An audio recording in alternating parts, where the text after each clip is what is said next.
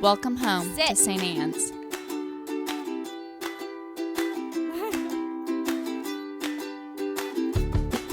We want you to know that you're welcome to join us at 10 a.m. on Sundays. Please be sure to hit subscribe to receive our sermons. We can't wait to meet you. So you may have noticed, in fact, I thought it was I laughed because one of our Summit Brass members said, "Is your church always like this?" And I said, "Well, kinda." You know what I really miss about COVID church? When we were out in the parking lot, everyone brought their dogs all the time, and I loved it. But to be honest, ever since I've been here, every once in a while there's usually an animal in church. They kind of show up all the time. But I said today is a little bit different because we have a few more of them than we normally would. But today is the day that we celebrate the feast of St. Francis of Assisi. And somebody, I don't know if you know this about churchy people, but there's always somebody who has to be the naysayer. Like there's always some theologian who has to have something to say that's deep and ponderous. And his reflection was, it's kind of inappropriate that we bless animals during the feast of St. Francis of Assisi because he never had pets. He was homeless by choice. That is accurate. However, I think it's less about the blessing of the animals and more about learning from animals. That is really, really important to me for the feast of St. Francis. So here at St. Anne's, we celebrate St. Francis Day the Sunday after the Feast of St. Francis. The Feast of St. Francis falls on October 4th, which was this week. But you guys were busy, and I was busy on the 4th, so we celebrate the Sunday after with the pet blessing. The reason that we do that, and I think it's important to talk about St. Francis. Do you guys get really bored when I tell you history lessons? Probably. No, okay. See, there's history teacher back there. So St. Francis of Assisi was a monk eventually, a Franciscan monk eventually. But he lived high Middle Ages, like 1181 to 1220-ish. For those who are not medieval historians, the Middle Ages run from 500 to 1500. I don't know if you want to do the quick math there, but that's 1,000 years. There's a long stretch of time there. So when we talk about the Middle Ages, we break it up. We talk about the early Middle Ages, we talk about the high Middle Ages, and then we move into closer to the Renaissance. So St. Francis, or Francis, as he is later called, is in that high Middle Ages period. Now, what is important about the high Middle Ages is as the high Middle Ages are occurring, and slowly as we move into the Renaissance, we have a massive influx of money. Massive, massive. So Italy, Spain, that entire area, they've figured out trade. They figured out how to trade things from different lands. So they've figured out the trade routes and some of those things. That's a big deal. That's a really, really big deal. And if you are a merchant and you can manage those trade routes and you can get things to really, really rich people in Italy, you got yourself some money. You got yourself a cash cow. That's also how we spread the bubonic plague, but let's talk about that later. Fleas on rats, whatever. Anyway, there's a song. It's really funny. Someday I'll teach you the bubonic plague song. Not today. Today I have a degree in this. Did you know that? Yeah. So this is my moment to shine. I love it. Okay. I know. I was teaching lessons in my classrooms the day that the Queen passed away, and so I got to explain all of the royal family. That's all they wanted to know, right? They wanted to know, and I was like, "It is my time. It is my time. I'm here for you." Anyway, so Francis's father is a merchant at this time, extremely wealthy, very, very wealthy. He's trading in cloth and fabrics, which I don't know about back then, but now we really like nice clothes, and they felt the same way. And when you've got people like the Medicis and really, really rich people, they like to buy nice fabrics. They anyway.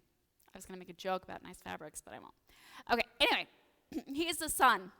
So he should be going into his father's business. His very successful and wonderful father, who is fantastic because he's really, really rich and he's really, really good at doing what he does. You can imagine daddy's feelings when his son is like, no, not interested. I'm sorry, you're not interested in this incredible empire that I've created for you? You're not interested in all the wealth and no. You've all had that kid, right? You know that ungrateful kid. That's Francis. Francis is that ungrateful kid. So he rejects that. In fact, to the degree that, and kids don't do this when you are in rebellious mode against your parents, but what Francis does is he literally strips himself naked in the middle of the town of all the rich, fabulous fabrics. Yeah, kids don't do that when you're feeling rebellious. But he does it. Francis has some quirks, okay? I'm just going to preface that now. He's my favorite saint by like a lot. I made my mom make a costume of him so I could dress up as him when I was in Roman Catholic schools. Yeah, love Francis. Francis is my jam. Quirky little dude. Quirky little dude. Okay, so anyway, he does this, rejects his father. He decides, I'm going to be homeless. So it's true. He doesn't have pets. He doesn't. But what's important here and why he is so very, very important, and especially in our time, is because Francis sees the hypocrisy in the world around him. He sees it, and he can name it. And he can name it so well that he can reject it. And that's where you and I struggle. And that's why Francis is so important for us today. Because Francis can see the hypocrisy and can manage to reject it. So one of the big thing about Francis and why we celebrate with pet blessings and animals and all that stuff is because Francis's big thing was the unity of creation and how interconnected it all is. And we think Unity Village just figured it out in the last 100 years, right? Like, oh, God is part of creation. No! Turns out Christianity has been doing this a long time, okay? We have understood, and there have been theologians and folks in the church who have long understood. Celtic faith is one that I always turn to, about the interconnectedness of God's creation. Look at that, you got a little dress, I love it. So that's what I want us to hear, because that's what we have to be reminded again, because we as humans like to think that we're different, that we're separate, that we're other, and that we are in charge of creation. The world has been given to us as our dominion, and we are called to, destroy it. That seems to be what we're doing. But Francis understood, and even sometimes, and I think this is what the theologian I told you who was being ponderous in my opening mockeries of ponderous theologians who have too much time on their hands. I mean, you could get out on the streets and help people, or you could tell us how we're doing it wrong, whatever. We like to think that we own creation. We own our pets, right? And I think that is the reference that this theologian was trying to make, is that we have this sense that we are doing for others, that we are caring for others. When we're being our good liberal selves, right, and we're trying to be good environmentalists, we're doing it for the planet. I adopted my animals to save them. All my animals are adopted, right? I'm doing it to help them. But what Francis understood, and what you and I have to be reminded of again and again, is that it's not like that. We're not up here, and God's creation is down here, and we're benefiting it. But it's all one. It's all interconnected. In the same ways, and I'm going to tell you the story of my May. Many of you know the story of my May. She thinks I'm cool. At least somebody does. My dog thinks I'm great. Okay, so I'm going to tell you the story of May and why this matters. Because you would think that I saved my dog, right? So May comes from the urban core. She's from Chain of Hope, and their focus is urban core. And supporting animals in the urban core. And so she is a dog from the urban core of Kansas City. And she was clearly raised to be, if you've seen her, she's half German Shepherd, quarter Lab, and a quarter Mastiff. She's kind of terrifying, unless you're me, in which case you just like cuddle her, right?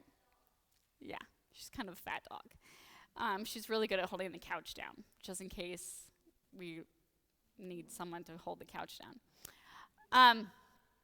And so we adopted May. So like I said, this dog has seen massive trauma. And if you want to study in PTSD and trauma and how true it is, I can tell you the bizarre things that trigger this dog. Like smoke triggers this dog. So I asked my husband, I was like, hey, can you go grab that tank top for me? I wear a tank top all the time. This dog has seen me in a tank top all the time. That's what I live in my house in, right? So he goes and he grabs one. He happens to grab a white tank top. The dog flips out. Absolutely flips out. Starts body blocking me, is barking and jumping, like flips out. That is trauma, my friends.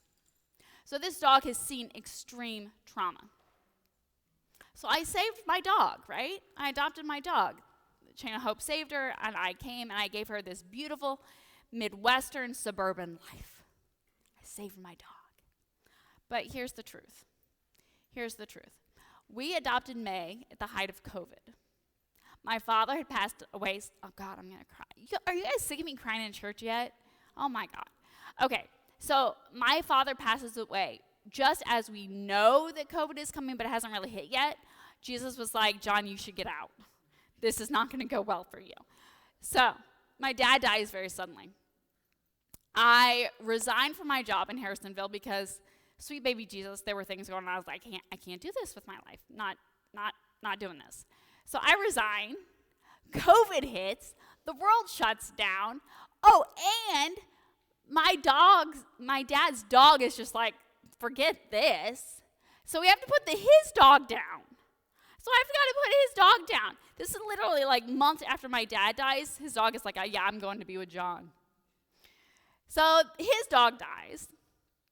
And then, like, the world is crazy. And my two old dogs are, like, quickly going, yeah, we're done. They're like this. And I say to Erica, I was like, I can't. Like, I'm not okay. I'm not okay. And so he finally is like, fine. He finally gives up, and he lets me adopt a dog. So I get my COVID puppy, which is my May. Who do you think saved who? Now, if you are on Facebook with me at all, you know I am obsessed with this dog. I love this. I mean, I love all animals, let's be real. But this dog is my world. Who saved who? I want us to think differently about the world's creation. We are part of. We're not separate, doing things to it, either helping it or destroying it. We are part of it. And when we are part of that creation, it looks different. We see ourselves differently. We are part of creation. We're just as animal as anything else. And that world creation out there feeds us and hurts us in the same way it does anything else. This is not about us blessing our pets. This is about us celebrating how they bless us. Remember, sacrament is an outward and visible sign of an inward and spiritual grace. I'm going to say that again because it's really, really important. Sacrament is an outward and visible sign of an inward and spiritual grace. It is not something we do. It is us marking, us noticing what God has already done. When I marry people, God already did that. When we baptize and welcome into the Christian family, God already did that. When we take a time today to celebrate and bless our animals, God already did that. God already connected us together. All that has already happened. This is us taking a minute to say, I see what you did there. I see what you did there, and I celebrate it. That is what we're doing in church every single time. I'm not doing magic around that table.